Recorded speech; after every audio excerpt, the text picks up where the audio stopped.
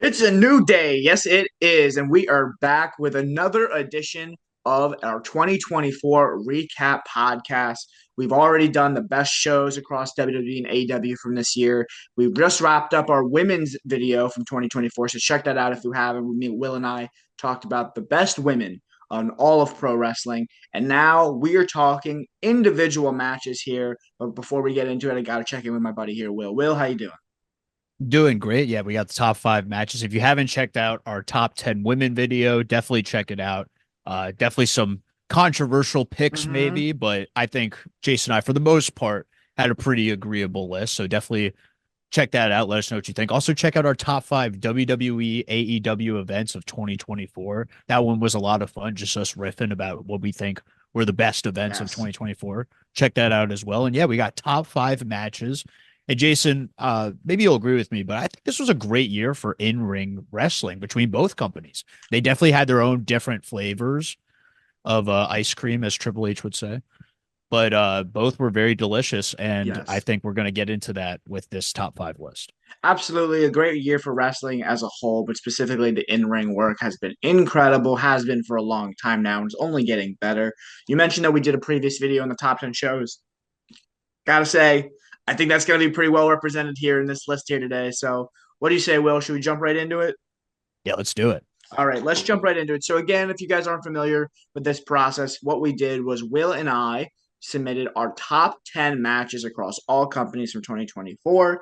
I then averaged them out to create a hard top five. So, these are the top five matches across all pay per views in across pro wrestling in 2024. All right. And shows. There were some matches that came from shows, not necessarily pay-per-views. We'll throw that in Yes. there. Don't know if they Yes. made the top five, but Yes. that remains to be seen. So we are going to officially go to the top five. So let's talk about some honorable mentions real quick off the top that aren't going to get in here.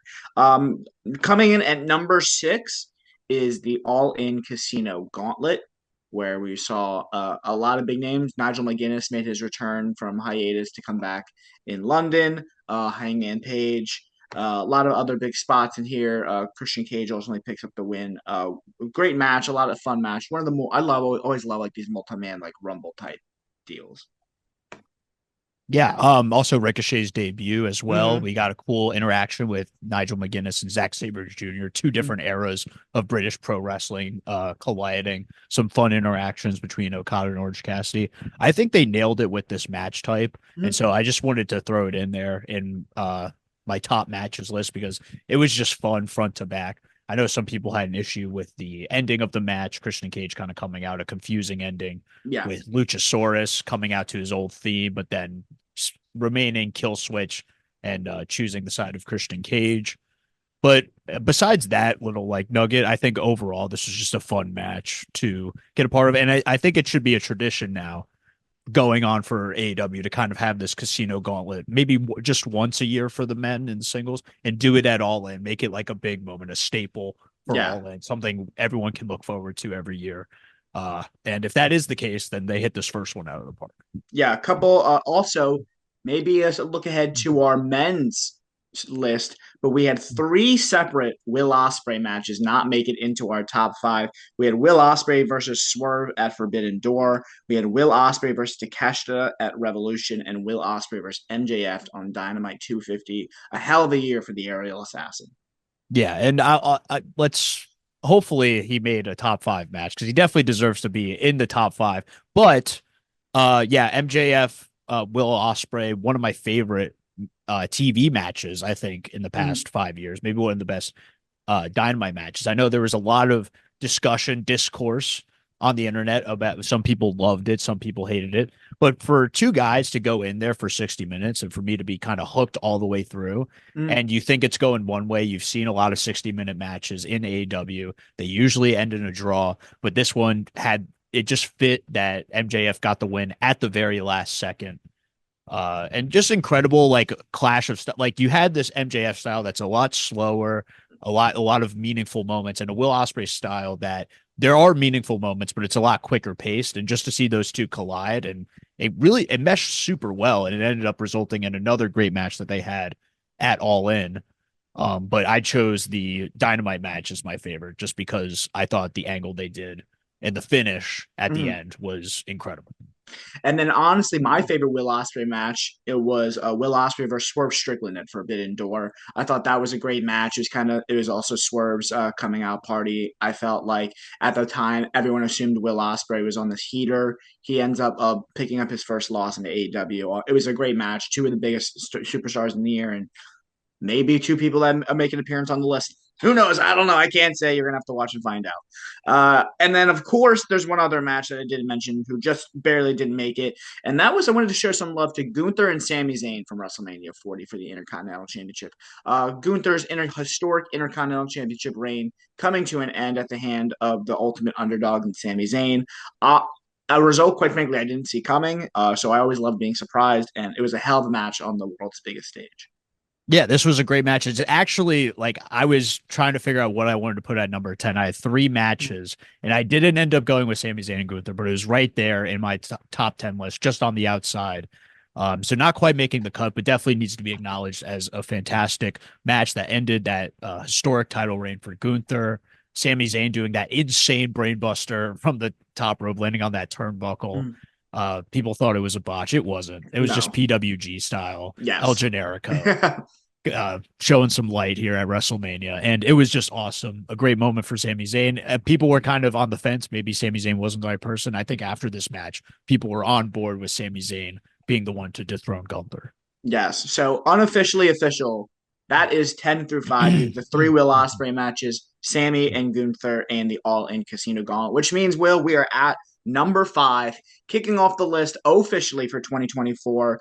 Coming in with 11 points, this was Jason's fourth best match of the year, and this was Will's seventh best match of the year. It is the Young Bucks versus Sting and Darby Allin at AEW Revolution 2024. Sting's final match.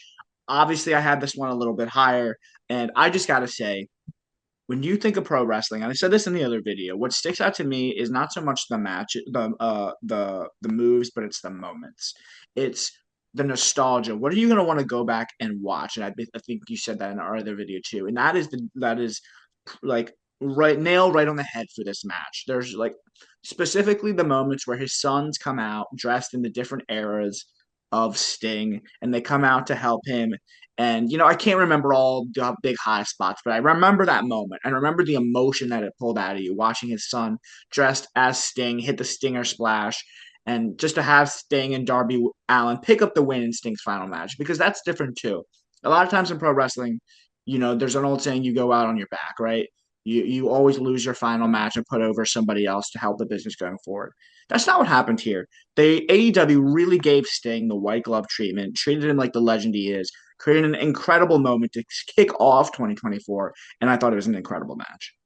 Yeah, this really was like a great retirement match. I feel like we've been kind of down on retirement matches over the past few years. You think back to like Kurt Angle at WrestleMania 35, Yeah. Shawn coming out of retirement to ruin his, great retirement match that he had in 2010, Ric Flair's final match. So we've kind of been on this slew of really poor um retirement matches, and this one just hit all the marks.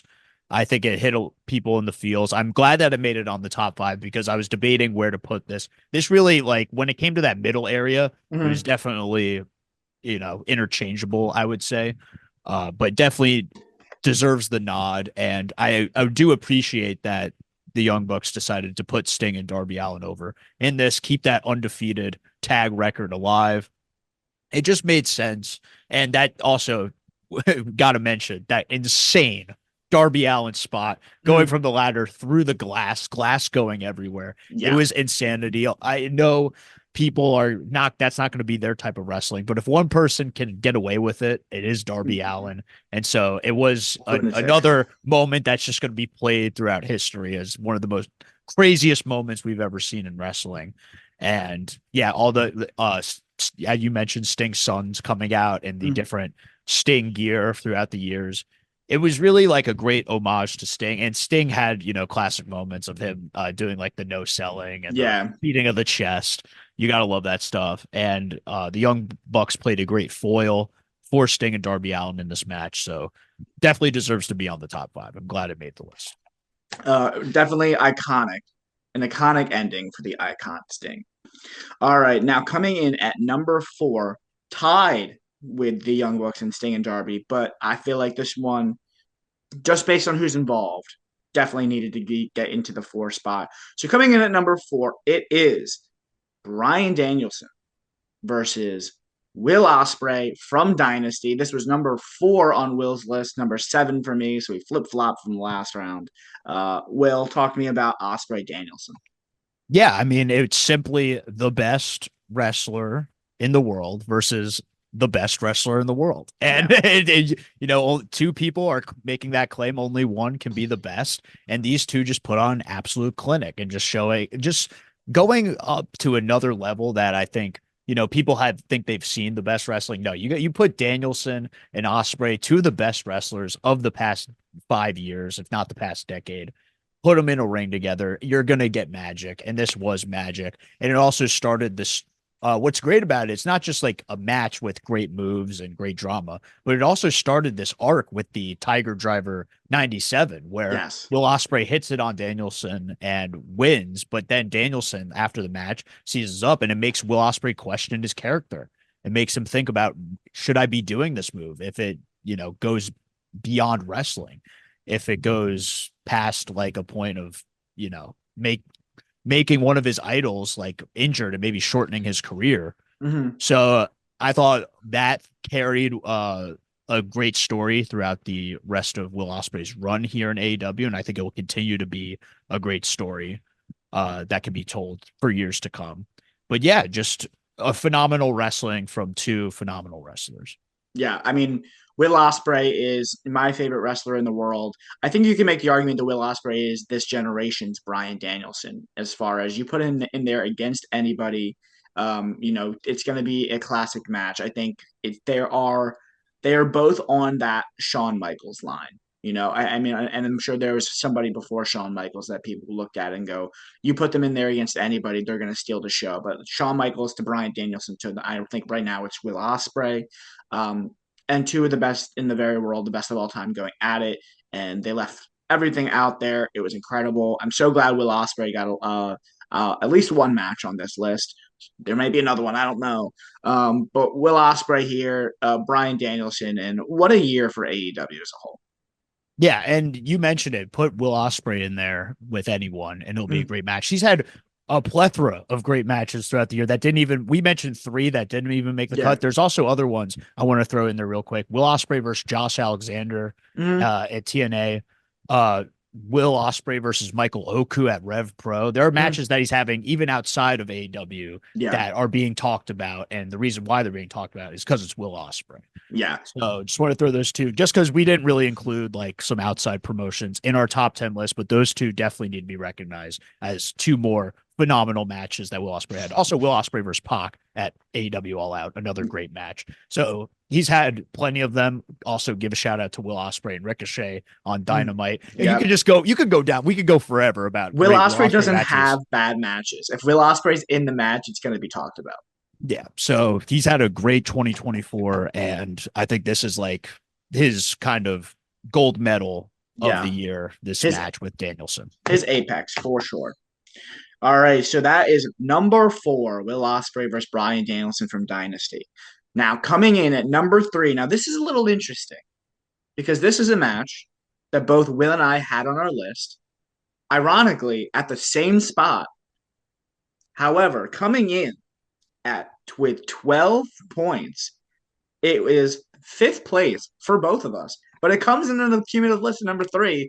It's CM Punk and Drew McIntyre, Hell in a Cell. Now, I know you're a CM Punk guy, Will. So talk to me about this return to Hell in a Cell from Bad Blood.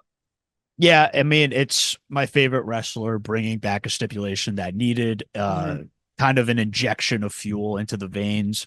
I think this match is basically setting a new standard for Hell in a Cell matches. Yes. You have a feud that's been going on for months and months, two guys that cannot be separated. They need to just settle their differences, and they do so in Hell in a Cell. You also got to give credit to Drew McIntyre, who's had an outstanding 2024 as well. These two were really feud of the year, in my opinion. It Hmm. was just great back and forth between them. It was a great way to kickstart CM Punk's run in WWE as a full-time singles competitor.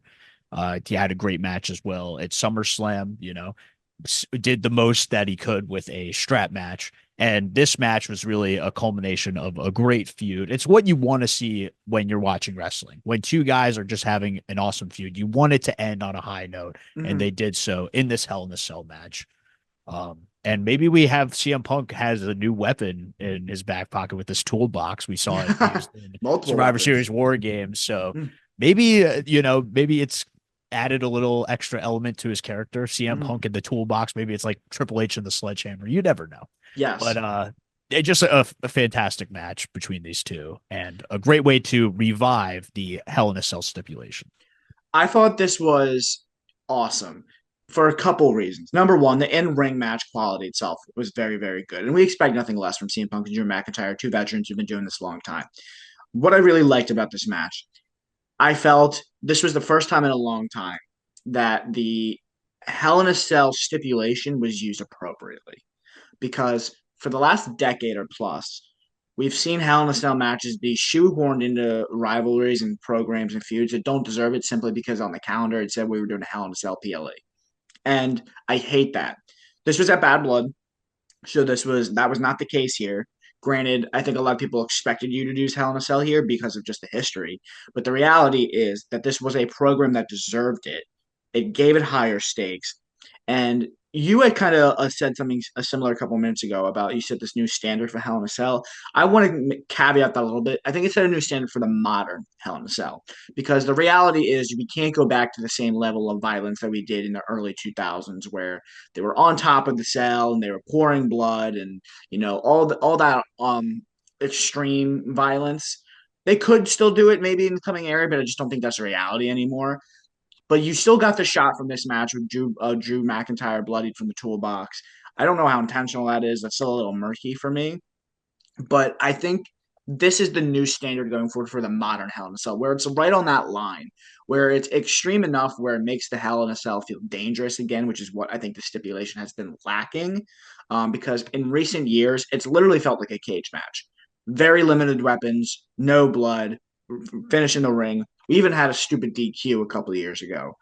So this really brought back the gravity of the stipulation. The match was great. The program was fitting of it, and I thought this was perfection. Yeah, and when I say the standard of Hell in a Cell, I may not be necessarily be talking about the match because you can do the extreme violence stuff, or you could just have a really solid Hell in a Cell match. When I say they've set the standard for Hell in a Cell, I more so mean they set the standard of what calls for a Hell in a Cell match. Got it. Yeah. Not because it's like you said before. Before it was just, oh, we have a Hell in a Cell pay per view coming up. Mm, Let's do Hell in a Cell. yeah. Now that they've wiped that away and done Bad Blood, you don't necessarily have to have a Hell in a Cell match at every single Bad Blood. But if Yeah. there is a feud that calls for a Hell in a Cell, like CM Punk and Drew McIntyre from this year, then you do Hell in a Cell. And I Yeah. think that's what I more so mean when I say they set a new standard for what Hell in a Yes. Cell means in the modern era. Yeah. And I think just in general, I would think that's the golden rule is I don't like these stipulation based PLEs, and they pretty much phased them all out. Like I don't think TLC is a thing anymore. I think Money in the Bank's the only one left, but I'll And give them Royal a Rumble. But those two are like you yeah. kind of You need they them. they're popular. People accept that, this is a nice once a year thing. It's not necessarily because it's more so like it's a tradition more so than a Yes, forced match. correct. Yes, it's an event more than it is a match type. So I agree with him there, but yes, Punk and McIntyre, ironically, both the fifth best match for both of us, but it's number three on the list because we agree on it. So hey, that's the power of the list. I don't make the rules. Alrighty, coming in at number two, it is apparently the best match AEW has done in 2024. It is Swerve Strickland versus Brian Danielson at All In, coming in with 18 points. This was my number two match in 2024, and this was also your number two match in 2024. So we agreed here as well. The best match AEW has done in 2024. Will talk to me about Danielson Swerve. Yeah, I mean, it might just mean that we also agree on number one, but we'll cross that You bridge never when we know. get there. Let's talk about number two. Swerve versus Danielson. This was like one and two for me. They're pretty interchangeable, but they're up there as far as just spectacular moments in wrestling from 2024. Swerve and Danielson, those two going at it. The main event, you had Bryan Danielson's career on the line, which added, an extra bit of gravity to this match, and Swerve just having an outstanding 2024. Bryan Danielson putting on an incredible year and what could be his last year of wrestling, as we Mhm. saw happen later. But for now, it wasn't the end of the career on this night. There's so many great moments. I mentioned it in the best WWAW events, but when Bryan Danielson goes for that Busaiku knee and Swerve just brushes it off like it's Yeah. nothing, it's still one of my favorite moments of the year in any match. But just, basically Bryan Danielson also firing back up, looking directly at his family as Mhm. he's firing up, I thought was a great moment as well. And the celebration was just another feel good moment. Anytime you get Bryan Danielson celebrating with championships, when confetti coming from the sky, it's going to be a top moment of whatever year it is, whether it Yeah. was 2014 or 2024, a decade later. Yeah. Bryan Danielson celebrating with that AEW championship that people wanted him to have since he made his debut in AEW 3 years ago. Just an incredible moment, and also another kind of feather in the cap of Swerve Strickland, who has had an incredible year. And I'm glad that he also got a spot on the top five because he's had a great year as AEW champion and just as the standout wrestler in AEW. Yeah, I couldn't agree more. Again, going back to moments is what creates memories. This is absolutely one of those matches.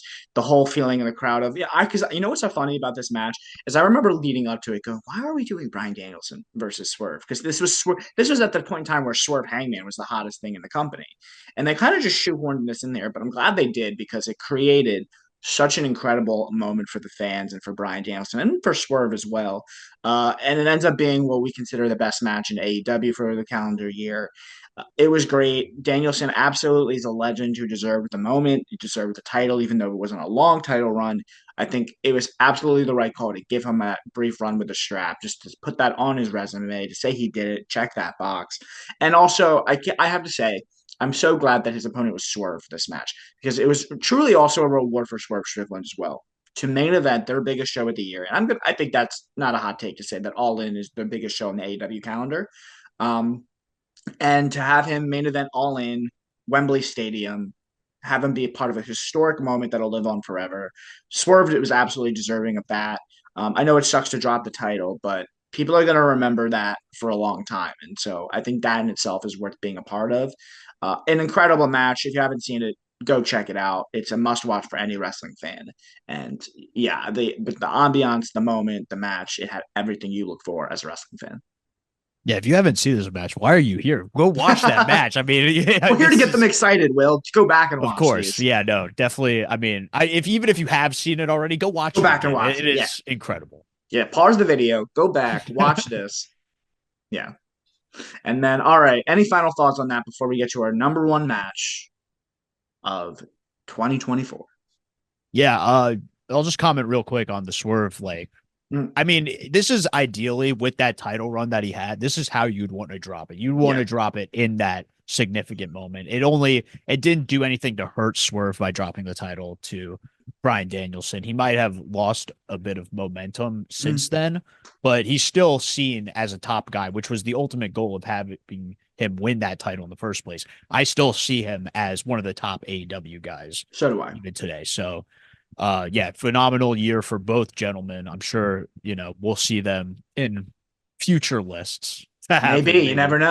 know. But for now, great match and definitely, as you said, the best match AEW had all year.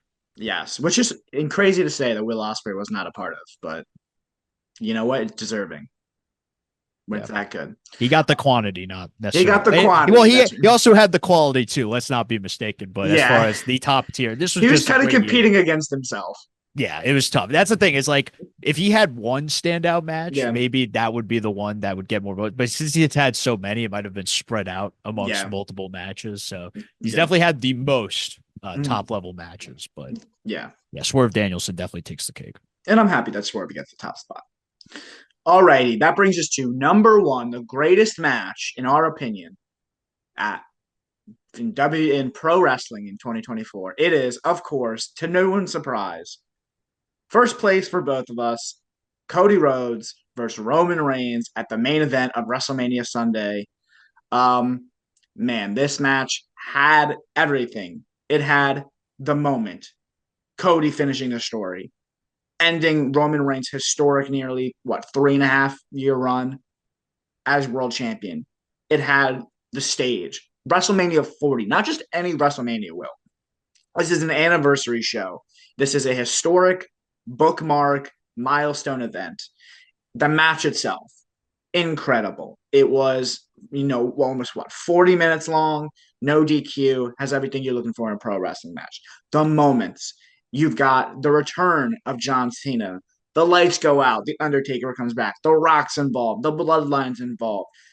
This checks every box. If you do not like this match, you do not like pro wrestling. And I'm sorry I have to be the one to tell you, but this was everything you could ever want. Even if you're not the biggest Cody fan, I get it. He's not for everybody.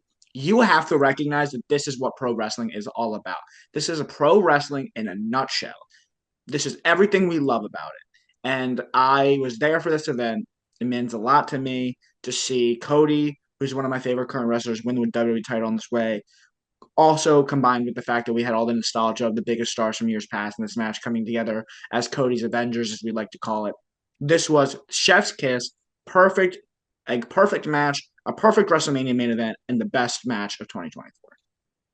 Easily. I mean, just all the moments and all the build up leading into this. Like the fact that it almost felt like the fans had to fight for this match to Yeah. even take place when The Rock came in and seemingly took the match away from Cody. The fans, really wanted Cody to get this spot and have his moment. And there was still some doubt leading up into this. I mean, we had Hulk Hogan's record for longest championship reigns right there for Mm-hmm. Roman to break. And it felt like if WWE really wanted to, maybe they could have tested out the waters and tried to have Roman retain and Yeah. try to stretch it out so he could surpass that reign. But ultimately, when that last 5 minutes go down, you mentioned Cena, Undertaker. Let's not forget the Shield music hitting, and Mm-hmm. maybe even for a split second thinking, is John Moxley coming out? He's But like, not really. he's And it under was just, contract. it's like, how is this going to happen? But Yeah. Seth Rollins coming out in the Shield gear, propelling that story forward Mm-hmm. as we see play out for the rest of the year between Roman and Seth. As there's still bad blood between those two that I'm sure will play out in years to come. They continue to have disdain for each other. So not only was this a big moment for Cody, which you already touched upon, but I also believe this was like the catalyst for what we will see in the few years, as this is the start to Roman Reigns as the babyface they always wanted him to be. Yeah. And it's not a babyface that's trying to be a John Cena 2.0. It's a No. babyface where he is defined as Roman Reigns. He is a character. He's not necessarily this goody two shoes good guy. He has his own morals. He has his own beliefs. But because he's so stoic in his nature and people have seen him dominate for so long, people have just started to turn the corner on him Mm. and really love the OTC Roman Reigns. And Yeah. so this is a great moment for Cody. It was much needed for Roman to finally start that Take a turn, break. take a break, and then come back as the super baby face. But yeah, just the celebration. It had to be this way. And finally, when Cody was hitting the crossroads, Michael Cole with the phenomenal call Mm. as he's finishing the story. Samantha Irvin with the great ring announcing. Everything just came together on this perfect night. And you said that nice round number, WrestleMania 40. It felt like everything fell into place for this to be an amazing match and the most memorable match, not just of this year, but I would put this up against many years Yes. top matches and say this was just one of the best moments we've seen, maybe in the 2020s in general. Yeah. No, I mean, I think the stage and the gravitas of the situation absolutely puts it on that level of like since WrestleMania 30 with Danielson ending the show. Like, it's a very similar thing, but you remember where you were at the end of WrestleMania. I'll never forget where I was. I will never forget when so it's so interesting, right? Because we're smarky internet fans. We're on the internet. We kind of have an idea what's going on. Everybody in the crowd was fully expecting John Cena. And even when John Cena comes out, the place goes nuts because they're like, yes, we got what we wanted. We love Cena. We're happy to see him here. But everyone was expecting Stone Cold Steve Austin. And when you don't get Stone Cold Steve Austin, and instead you hear the Undertaker's gong and the lights go out. When I tell you the place went bananas, it was a moment I will never forget in my life. To be able to share that with my dad was incredible. Such a good moment, and yeah, I can't say enough good things about this match, and it was the best.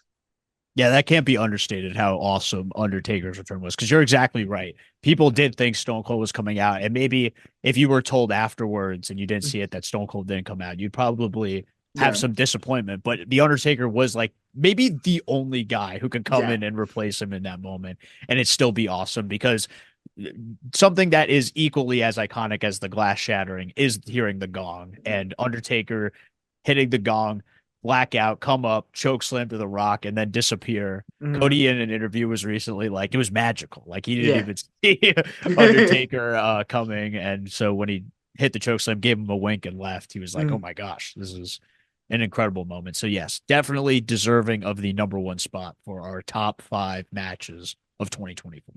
Well, there you have it. We got our top five matches. Real quick, just to round out the list. Number one, of course, was Cody Roman for the WWE Undisputed Championship at WrestleMania 40. Number two was Swerve Strickland versus Bryan Danielson from All In. Number three, CM Punk versus Drew McIntyre, Hell in a Cell at Bad Blood.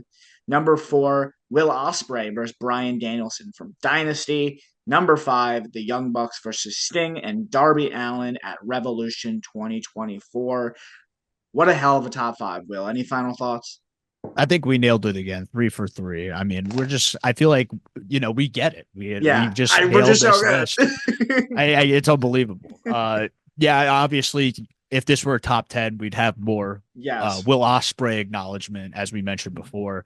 But I'm glad he got a spot on there. I'm glad my guy CM Punk got a spot on there. Swerve and Danielson getting a spot. Danielson getting two spots. So how about Yeah. Bryan Danielson having an incredible year in 2024? And I am glad that Sting's retirement match was able to land on the top five because it really was one of the best retirement matches I have seen. Yeah, for those curious, I think I mentioned it already in the video, but in my personal top five, I had four of them make the top five. The only one that didn't make it was Will Ospreay and Swerve at Forbidden Door, which I had at number three. And in Will's case, he had MJF and Will Ospreay from Dynamite 250 in the three spot, and that was the only one he missed out on. So So we got a majority of ours. I did really love that MJF Will Ospreay match, but mm, again, I understood that it might not make a yeah, top five list, but I did want to throw it up there because yeah, that match was incredible. If you could get me hooked in for a match like that, that's mhm, 60 minutes, then it yeah, deserves a top spot on my list. yeah. So top five plus a Will Ospreay match if you're choosing. Yes. All righty. Well, that does it for this episode of the top five matches of 2024. But don't go anywhere because we got more content on the way. We got more 2024 recap, including the top 10 best male superstars across all of pro wrestling in 2024. We did shows, we did matches, we did the women. Now it's the main event. Who is the greatest wrestler in 2024? Keep it right here on this channel and we'll find out very soon. But for now, thank you so much for watching, and we will see you all next time. Peace.